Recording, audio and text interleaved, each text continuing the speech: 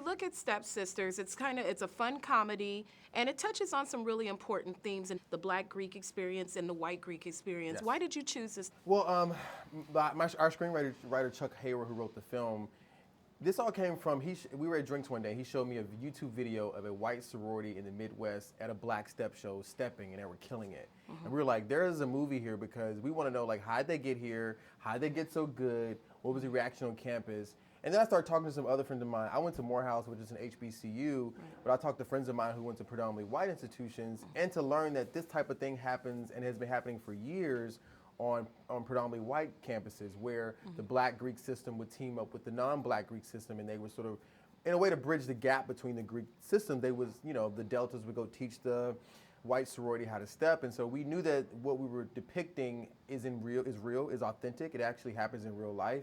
But our journey was to allow this film to tackle difficult issues, the main one being race, the main one being the idea of cultural appropriation, which we now like to call, for our film, cultural exchange, reaching across the line or across the yard to teach someone else something that they may not have known about you.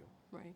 For those who are seeing and don't know anything about the film, it could almost seem like it's about maybe two sisters who are at opposing sororities or something like that, but it's really a cool title because Black sororities and white sororities are kind of stepsisters of each other. I know the original title of the film. How was it to get to that final title of the film to be Stepsisters? Yeah, I mean, we went through, the original title was Ain't No Half Steppin', which is kind of long. And I think when I put my producer hat on and I think about, because at the end of the day, we want to draw as many people into this film as possible. And if you look at the title Stepsisters and you think what it may be, hopefully our trailer answers that question, the posters answer that question. But we set out to create a broad-based comedy, but to have specific conversations that you may typically don't find in a broad-based comedy. And I even think some of the conversation online now is that I think people can look at this and say, oh, it's just a broad comedy about white girls stepping, and there's no way that they're going to talk about the things that should be talked about in this type of film. But I like to think that our film does do that. And, and I like to say, the film is an equal opportunity call-outer. Everybody gets called out. The black girls, the white girls, the administration, we all have misperceived or misperceptions about someone else, and our film is trying to tackle all of that.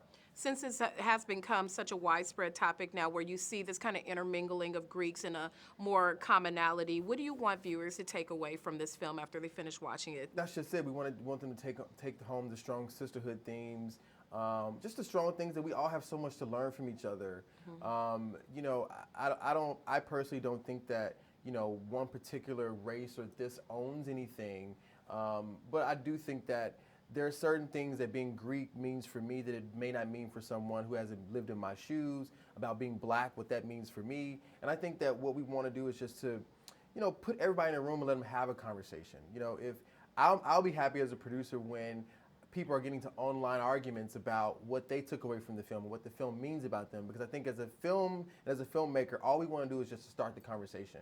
We don't want to tell you how to think, how to feel, but this is a feel-good, broad-based, happy dance comedy, but we also are having those conversations. But when people watch this on Netflix at home or wherever you watch it, I want you to dance. I want you to get up and dance. I want you to remember your college years. I want you to do all those things, but I also want to give you something that sticks to your bones. All right. Thank you so much. Thank you so much.